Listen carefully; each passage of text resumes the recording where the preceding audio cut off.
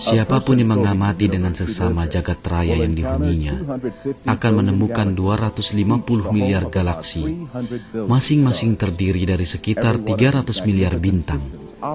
Seluruh sistem luar biasa ini bekerja menurut hukum dan keteraturan tertentu. Terdapat perancangan, desain, dan keseimbangan di segenap penjuru alam raya.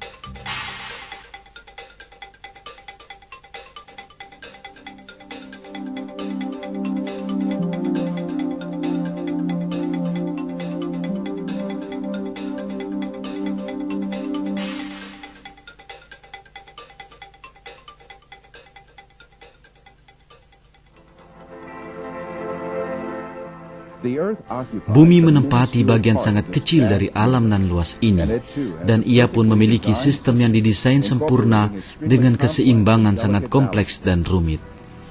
Tak seperti benda langit lain yang pernah diketahui, atmosfer dan permukaan bumi memungkinkan terjadinya kehidupan. Air yang menutup sebagian besar permukaan bumi adalah satu di antara unsur utama kehidupan.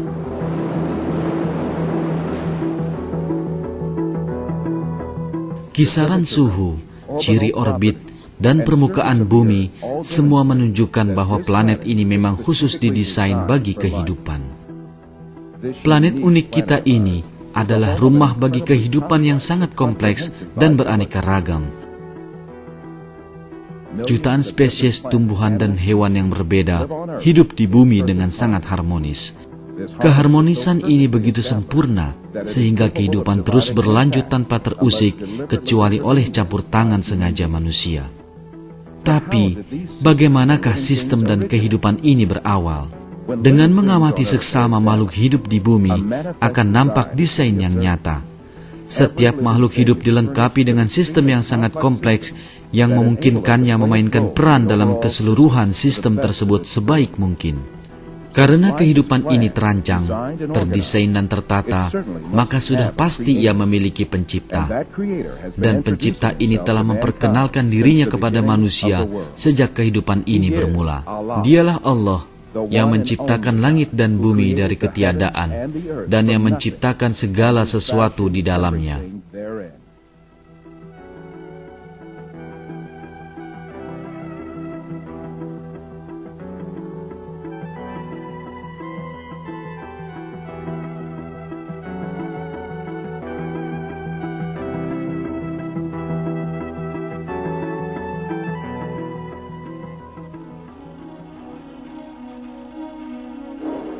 Teori evolusi yang dikemukakan di abad ke-19 menolak fakta penciptaan ini. Teori ini menyatakan bahwa spesies di bumi bukan diciptakan Allah, tapi muncul menjadi ada akibat proses yang dikendalikan secara penuh oleh peristiwa kebetulan.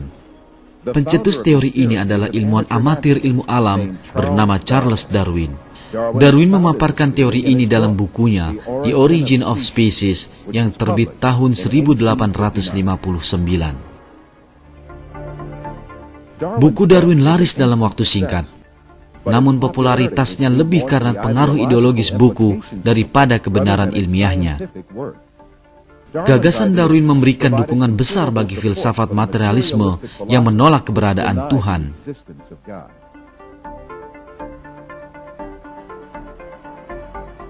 Pendiri materialisme dialektika, Karl Marx, mempersembahkan bukunya Das Kapitalis kepada Darwin dan menuliskan pada sampul buku tersebut kalimat, "Kepada Charles Darwin, dari seorang pengagum setia." Teori Darwin menyatakan bahwa semua spesies berasal dari moyang yang sama, melalui perubahan kumulatif sedikit demi sedikit dalam waktu lama. Darwin tak mampu memberikan bukti meyakinkan untuk membenarkan klaimnya. Bahkan ia sendiri menyadari banyak fakta penting yang dapat menggugurkan teorinya. Ia mengakui hal ini dalam bukunya pada bab berjudul Difficulties of the Theory. Darwin berharap bahwa kesulitan-kesulitan ini akan teratasi oleh penemuan ilmiah mutakhir. Namun, kemajuan di bidang sains ternyata malah menggugurkan klaim Darwin satu demi satu.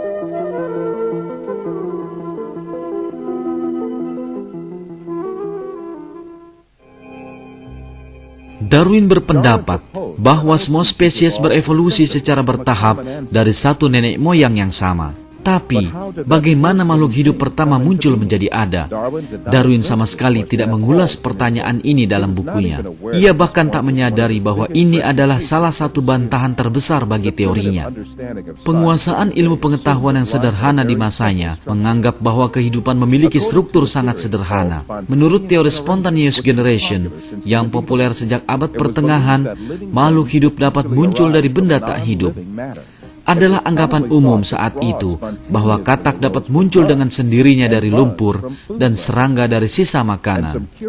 Dan sejumlah percobaan dilakukan untuk membuktikan teori ini. Segenggam gandum diletakkan pada kain kotor dan tikus akan muncul darinya. Belatung pada daging juga dijadikan bukti bahwa kehidupan dapat muncul dari benda tak hidup. Tapi di kemudian hari diketahui bahwa belatung tak dapat muncul dengan sendirinya, melainkan berasal dari larva mikroskopik yang diletakkan pada daging oleh lalat.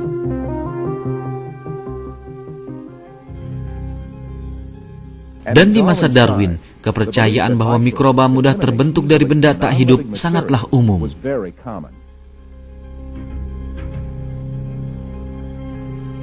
Tetapi, 5 tahun setelah penerbitan buku The Origin of Species, ilmuwan biologi Prancis terkenal Louis Pasteur secara ilmiah menggugurkan mitos yang meletakkan dasar bagi teori evolusi ini.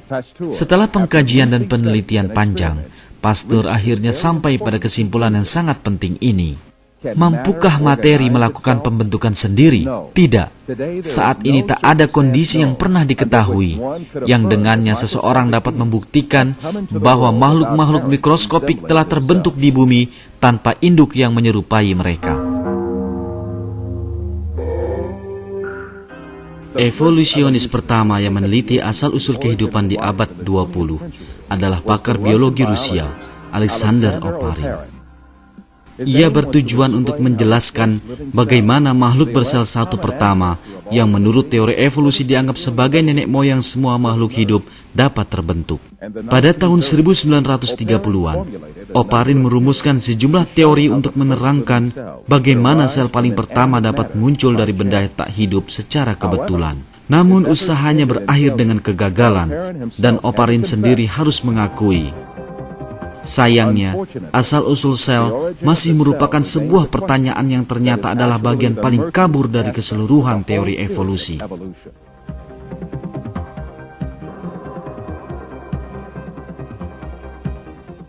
Para evolusionis setelah Oparin melakukan eksperimen untuk merumuskan penjelasan evolusionis tentang asal-usul kehidupan. Yang terkenal di antara eksperimen ini dilakukan oleh ahli kimia Amerika, Stanley Miller, pada tahun 1953. Miller berhasil mendapatkan sedikit senyawa organik sederhana dengan mereaksikan gas-gas yang ia yakini terdapat pada atmosfer bumi purba. Waktu itu, eksperimen ini dianggap bukti ilmiah yang mendukung evolusi. Di kemudian hari, hal ini terbukti tidak benar. Penemuan berikutnya menunjukkan bahwa gas-gas yang digunakan dalam eksperimen tersebut sangat berbeda dengan gas-gas pada atmosfer bumi purba. Miller sendiri akhirnya mengakui ketidakabsahan eksperimennya.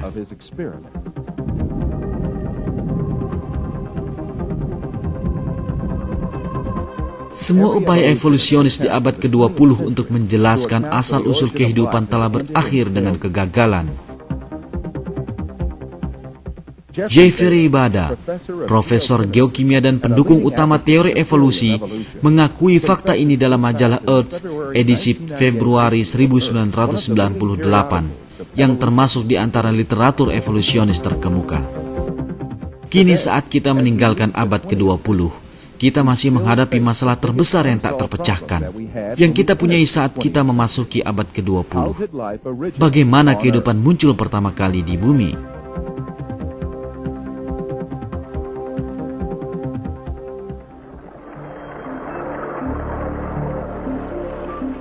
Penghalang terbesar bagi evolusi adalah struktur yang teramat kompleks pada sel hidup.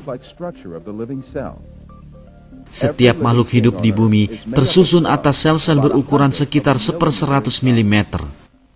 Sejumlah makhluk hidup bahkan hanya terdiri atas satu sel. Namun organisme bersel satu ini pun memiliki komposisi yang teramat kompleks.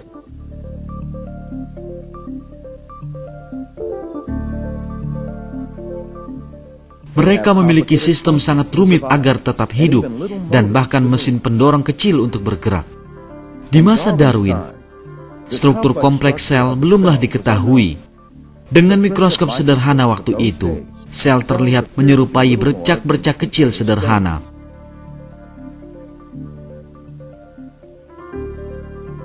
Namun, mikroskop elektron canggih yang ditemukan sekitar pertengahan abad ke-20 mengungkapkan betapa kompleks dan rapinya sebuah sel sesungguhnya. Mereka telah membuka tabir sebuah kerumitan dan keteraturan yang tak mungkin dihasilkan oleh kebetulan belaka. Satu sel hidup terdiri dari ribuan komponen kecil yang bekerja secara harmonis. Sekedar gambaran, dalam sel terdapat pusat pembangkit tenaga, pabrik canggih, bank data kompleks, sistem penyimpanan raksasa, pusat pengolahan modern, dan membran sel yang seolah dengan sadar mengatur apa saja yang keluar dan masuk sel. Agar sel tetap hidup, semua organel ini harus ada pada waktu yang bersamaan. Mustahil sistem rumit dan kompleks semacam ini dapat muncul sebagai hasil kebetulan.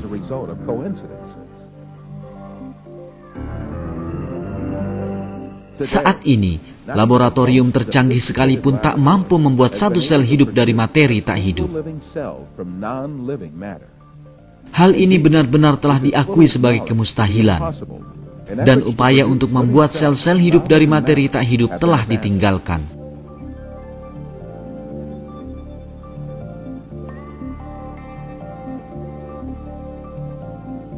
Namun teori evolusi mengklaim bahwa sistem ini, yang manusia dengan segala kecerdasan, ilmu dan teknologinya tidak berhasil menirunya, muncul menjadi ada secara kebetulan. Sir Fred Hoyle, pakar matematika dan astronomi Inggris terkemuka, memaparkan kemustahilan ini dengan sebuah contoh. Kemungkinan terbentuknya kehidupan tingkat tinggi secara kebetulan dapat disamakan dengan kemungkinan angin tornado yang ketika melintasi tempat pembuangan barang bekas merakit pesawat Boeing 747 dari bahan-bahan yang ada.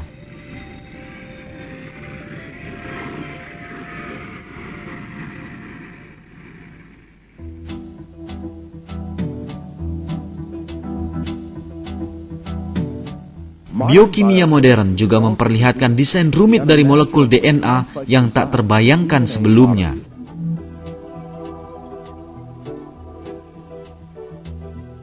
Struktur molekul DNA ditemukan oleh dua orang ilmuwan, James Watson dan Francis Crick, pada tahun 1955. Penemuan mereka menunjukkan bahwa kehidupan ternyata lebih kompleks dari yang pernah dibayangkan sebelumnya.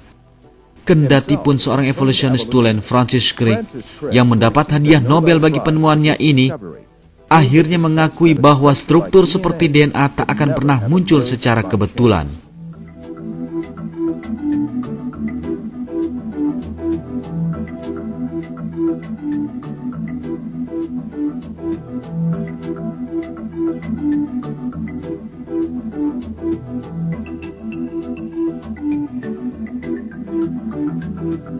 DNA adalah sebuah molekul raksasa di dalam inti sel. Segala informasi tentang sifat fisik dan fisiologis makhluk hidup tersimpan dalam heliks ganda ini.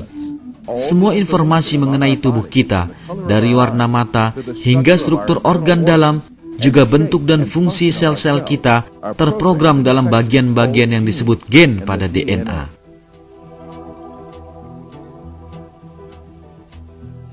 Kode DNA tersusun atas urutan 4 bahasa yang berbeda. Jika kita umpamakan setiap bahasa ini sebagai sebuah huruf, maka DNA dapat dimisalkan sebagai bank data yang tersusun atas kumpulan alfabet beranggotakan 4 huruf.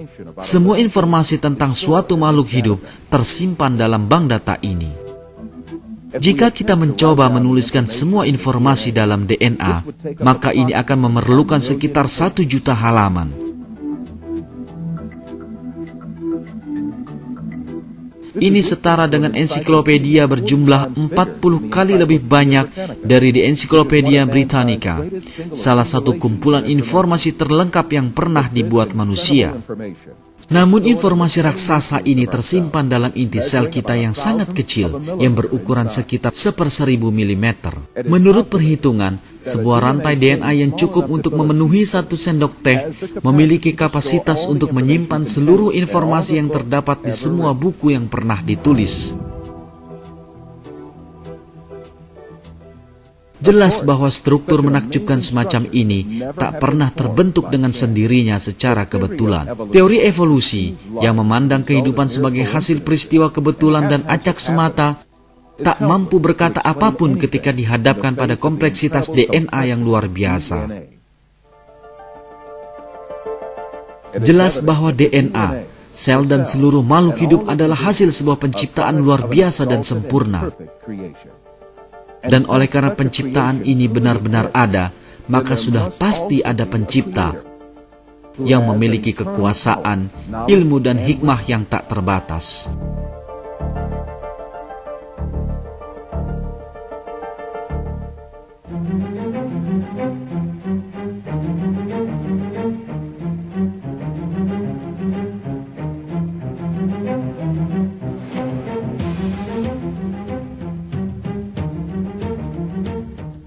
Ketika mengamati makhluk hidup apapun di alam, kita akan menyaksikan betapa agungnya kekuasaan Sang Pencipta.